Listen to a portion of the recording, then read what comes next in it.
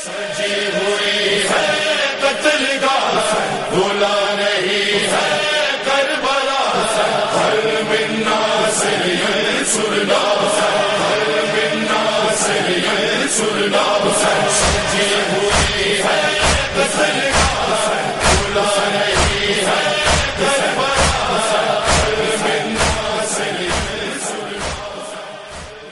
میں اگر ایک ہی یہی جو حدیث سید الشہداء علیہ السلام کی سرنامہ کلام ہے، اسی کے تناظر میں عرض کروں، دو رویے ہیں۔ ایک جناب محمد ابن حنفیہ کا تفکر ہے، سید الشہداء کے لیے رو رہے ہیں، وقت سے پہلے ان مصائب کے لیے رو رہے ہیں جو ابھی نازل بھی نہیں ہوئے، اور ایک سید الشہداء کا راستہ ہے۔ اب شیعہ کس کا نام ہے؟ شیعہ اس کو نہیں کہتے جو محمد ابن حنفیہ جیسی ہمدردی سید الشہداء سے رکھتا ہو، روتا ہو، لیکن حسین ابن علی کے ساتھ نہ چلتا ہو۔ شیعہ اسے کہتے ہیں جو سید الشہداء کے ساتھ نکل پڑے، جو سید الشہداء کے ساتھ چل پڑے، جس کا راستہ ہی مزاحمت کا راستہ ہے، جو یزید کو تحمل نہ کر سکے۔ یزید کو کیوں تحمل نہ کرے؟ نہ اس وجہ سے کہ اہل بیت کا قاتل ہے، بلکہ اس وجہ سے کہ طاغوت ہے، حد خدا توڑتا ہے، حرام خدا حلال کرتا ہے، مسند خدا پہ آ بیٹھا ہے۔ اس مسند خدا سے اتارنا یہ مومن کی ذمہ داری ہے، یہ فریضہ ہے، یہ وظیفہ ہے، یہ طے ہے، یہ ماموریت ہے، یہ امر ہے اللہ کا۔ اس پر استقامت دکھانی ہے، اس پر قائم رہنا ہے۔ کوفیوں کے اوپر بھروسہ کر کے نہیں جا رہے، طغیان یزید کے مقابلے میں قیام ہے، اور یہی عزاداری ہے۔ عزاداری اسی مزاحمت کا نام ہے۔ ہم عزاداری میں بھول جاتے ہیں، عقیدت میں سب کچھ عقیدت سے کرتے ہیں، خلوص سے، لیکن یہ بھول جاتے ہیں کہ کس کے رویے کو عزا بنانا ہے، کس کے رویے کو رسم عزا بنانا ہے۔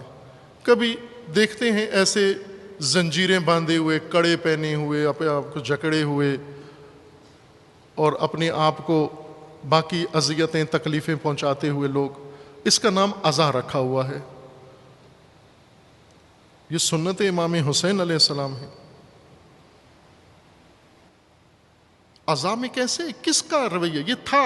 کربلا میں ہوا ایسا، کربلا میں زنجیریں پہنائی گئیں، کربلا میں بیڑیاں باندھی گئیں، کربلا میں تلواریں چلیں، گلے کٹے، نیزے چلے، برچھیاں چلیں، لیکن یہ کس کی سنت ہے؟ یہ کس کا رویہ؟ یہ ہوا کربلا میں، لیکن یہ اہل ستم کا رویہ ہے، اہل ستم کی سنت ہے، جنہوں نے امام حسین اور آپ کے ساتھیوں کے اوپر یہ اعمال انجام دیے، آپ پر تلواریں چلائیں، آپ پر زخم لگائے۔ یہ تو سنت حسین ابن علی نہیں ہے کہ عقیدت میں ہم وہ کام کریں جو ظالم نے، ستمگر نے، دشمن نے کربلا میں کیے، ہم عقیدت حسین میں وہ تکرار کریں اور گمان یہ ہو کہ ہم عزائے حسین کر رہے ہیں۔ عزائے حسین اگر کر رہے ہیں تو وہ کرو جو حسین ابن علی نے کیا ہے۔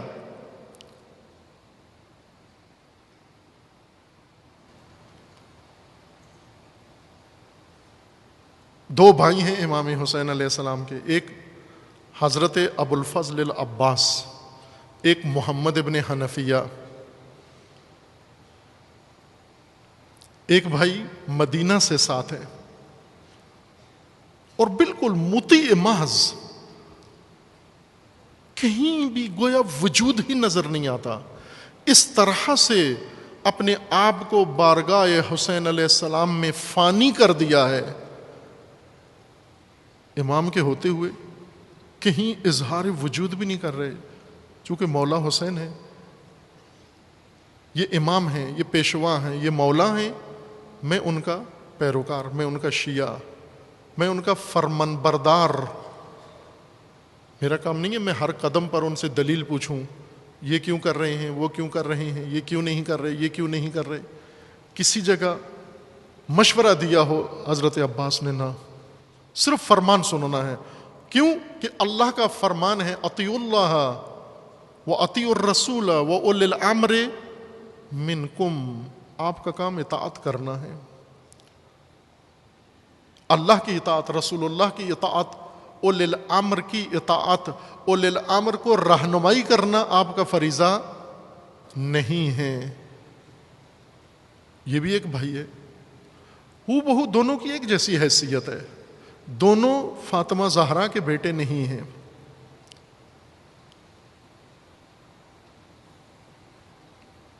ایک حنفیہ کی اولاد ہیں، ایک ام البنین کی اولاد ہیں۔ والد دونوں کے علی ابن ابی طالب ہیں، خونے کے دونوں کی رگوں میں۔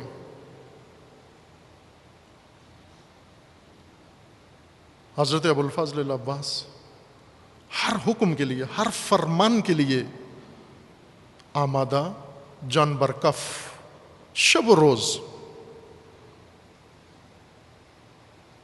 اور ایک یہ بھائی ہیں کہ جو مصر ہیں کہ آپ مزاحمت نہ کریے، آپ مکہ میں پناہ لے لیں، آپ یمن چلے جائیں، آپ کوفہ نہ جائیں، آپ حکومت سے ٹکراؤ نہ لیں۔ اور ایک بھائی ہے سید الشہداء نے جو فرمان دیا اس پر جان دینے کے لیے تیار ہیں۔ شیعہ کا بیچ میں اب کیا کردار ہے؟ کس کی سنت؟ شیعہ کس کی سنت اپنائے، کس کا پیروکار بنے؟ حضرت ابو الفضل العباس تمام منازل میں، آپ مقاتل پڑھ لیں، تاریخ کربلا بھی پڑھ لیں، کسی جگہ پر بھی حضرت ابو الفضل نے اپنا امام حسین کے مقابلے میں اظہار وجود نہیں کیا۔ یہ حد اطاعت ہے، حد ادب ہے، اپنے مولا کے سامنے، اپنے اولی الامر کے سامنے، اپنے امام کے سامنے، اپنے مقتدا کے سامنے، حجت خدا کے سامنے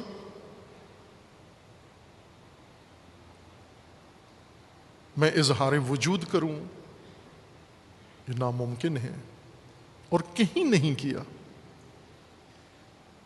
امام حسین کے سامنے نہیں کیا اظہار وجود، امیر المومنین کے سامنے نہیں کیا اظہار وجود۔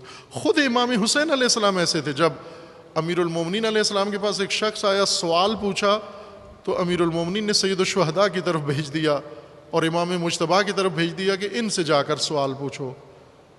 ادب سے حسنین علیہ السلام نے عرض کیا کہ ناممکن ہے امیر المومنین کی موجودگی میں ہم کسی سوال کا ہم جواب دیں، یہ بے ادبی ہے۔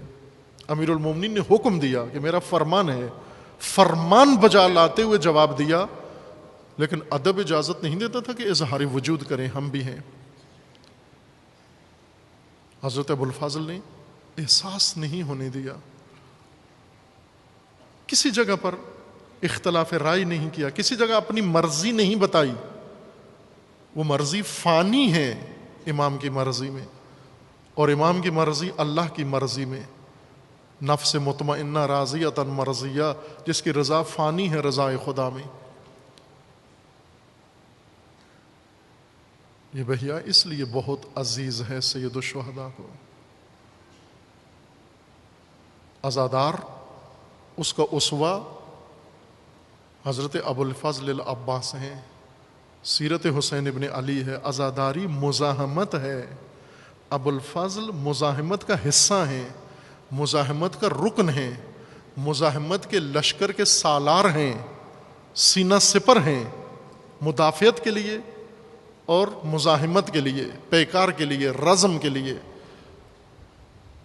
روز عاشور شمر جب عبید اللہ کی طرف سے حکم نامہ لے کر آیا کہ اگر عمر سعد جنگ نہیں کرتا تو شمر جنگ کرے، ساتھ ہی شمر نے عبید اللہ سے حضرت ابو الفضل العباس اور آپ کے بھائیوں کا امان نامہ بھی حاصل کیا تھا، چونکہ قبیلہ ام البنین، حضرت ام البنین کا اور اس کا ایک قبیلے سے تھے، اس قبائلی تعلق کی وجہ سے شمر نے یہ امان نامہ حاصل کیا، اور صبح عاشور میدان میں آ کر خیام حسینی کے قریب گھوڑا لے کر آیا اور ندا دی بلند آواز سے ابو الفضل العباس کو طلب کیا.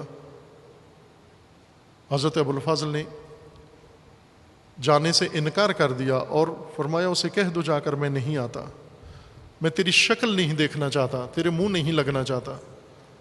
معلوم تھا کیا کرنے آیا ہے. سید الشہداء علیہ السلام نے فرمایا، بھیا سے فرمایا کہ آپ جائیں سنیں تو صحیح کہتا کیا ہے. چونکہ حکم امام ہے لہذا چلے گئے، فرمان امام ہے کہ جو تو صحیح چلے گئے. دوسری بات نہیں کی، جا کر سنا. فرمایا بتاؤ کیا کہتے ہو. اس نے یہی اظہار کیا کہ میں آپ کے لیے امان نامہ لایا ہوں حق قرابت داری کا پاس کرتے ہوئے. حضرت ابو الفضل نے لعنت بھیجی اس کے اوپر اور فرمایا فوراً میری نگاہوں سے اوجل ہو جاؤ، منحوس، ملعون، پلید. تو میرے لیے امان نامہ لایا ہے، تجھے معلوم نہیں ہے میں کون ہوں. چونکہ باقاعدہ جنگ شروع نہیں تھی لہذا اس پر حملہ نہیں کیا، چونکہ ابھی جنگ کا آغاز نہیں ہوا تھا. آغاز جنگ سے پہلے حضرت ابو الفضل العباس اس غضب کی حالت میں لوٹے واپس، سید الشہداء کے سامنے کھڑے ہوئے، سر جھکا کے پوچھا کیا کہتا ہے. جناب ابو الفضل نے عرض کر دی کہ امان نامہ لایا ہے اور کہہ رہا تھا میں آپ کے لیے امان نامہ لایا ہوں، میرے بھائیوں کے لیے اور میرے لیے. امام نے فرمایا کہ کیا حرج ہے، اگر لے آیا ہے امان نامہ تو آپ بھائی اسی امان نامے کے ذریعے سے آپ میدان ترک کر دو، چھوڑ دو، آپ کو نہیں چھیڑیں گے، ان کی دشمنی میرے ساتھ ہے. وہ حالت ابو الفضل کی، حضرت ابو الفضل کی، وہ صرف ایک غیرتی، ایک باوفا جان سکتا ہے.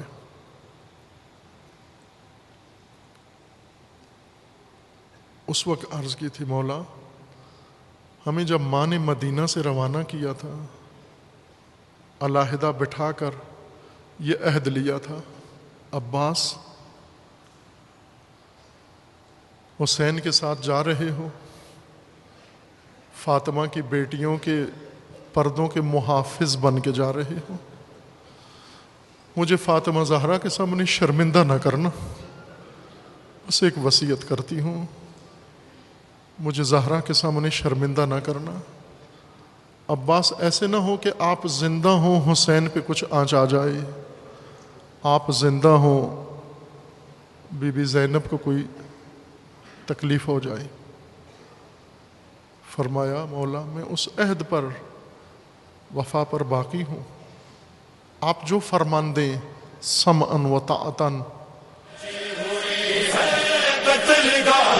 بھولا نہیں ہے کربلا، ہر منا سے یہ سننا، ہر منا سے یہ سننا.